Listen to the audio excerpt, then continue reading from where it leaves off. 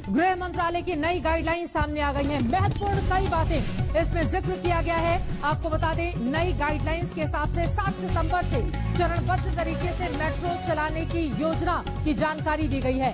Unlock 4 को लेकर गृह मंत्रालय का ये महत्वपूर्ण दिशा निर्देश। 21 सितंबर से ओपन एयर थिएटर भी खुल जाएंगे। आपको बताते चले, मेट्रो चलाने को लेकर दिल्ली के मुख्यमंत्री अरविंद केजरीवाल की ओर से कुछ शर्तों के साथ अनुमति मांगी गई थी, जिसको लेकर अब ये नई गाइडलाइन सामने आ गई है। 30 सितंबर तक स्कूल कॉलेज अभी बंद रहेंगे। स्कूल कॉलेज बंद रहेंगे, लेकिन 21 सितंबर से धार्मिक आयोजन में 100 लोगों को इजाजत दे दी गई है। जितेंद्र बहादुर सिंह हमारे संवाददाता जुड़ चुके हैं ज्यादा जानकारी के साथ। जितेंद्र, एक एक करके जो बड़ी बातें इस अनलॉक 4 को लेकर जो गाइडलाइंस है गृह मंत्रालय की ओर से जारी की गई हैं, बताइए हमारे दर्शकों को कहां छूट मिलेगी और कहां पर अभी प्रतिबंध जारी रहेगा।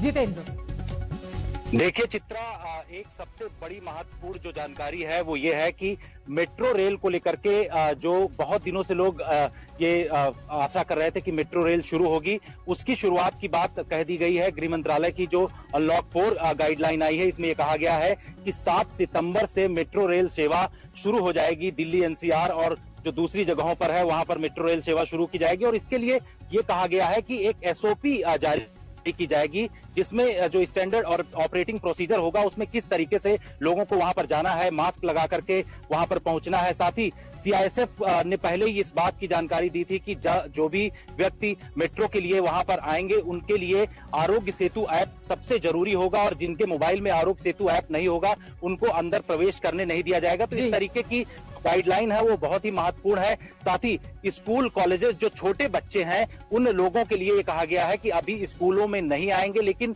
क्लास 9 से क्लास 12 तक के जो बच्चे हैं उनके लिए कहा गया है कि वो अपनी तरफ से अगर किसी टीचर से किसी भी तरीके का कंसल्टेशन करना चाहते हैं, उनको किसी विषय पर डाउट है तो अपनी तरफ से वो आ सकते हैं। हालांकि इसके लिए गाइडलाइन में ये नहीं कहा गया है कि स्कूल कॉलेजेस खुलेंगे, उसके लिए भी अभी रोक लगाई गई और 30 सितंबर तक जो है इसमें अभी भी ऐसे ही रोक रहेगी। और ये कहा गया है कि लोगों से कंसल्टेशन किया जाएगा, राज्यों से और यूटीज से कंसल्टेशन किया जाएगा। उसके बाद अगर इस पर आगे कुछ कदम बढ़ाना है तो उसके बाद फैसला धार्मिक आयोजनों को लेकर 100 लोगों को एक जगह इकट्ठा होने की इजाजत दे दी गई है इस गाइडलाइन के हिसाब से। क्या इसमें चुनावी रैलियों का भी जिक्र है? क्योंकि इसी साल बिहार में इलेक्शन भी होने हैं, जिसमें बस कुछ ही महीने बाकी हैं, कुछ समय बाकी है, कुछ दिन के कहा जा सकता है, अक्टूबर नवंबर।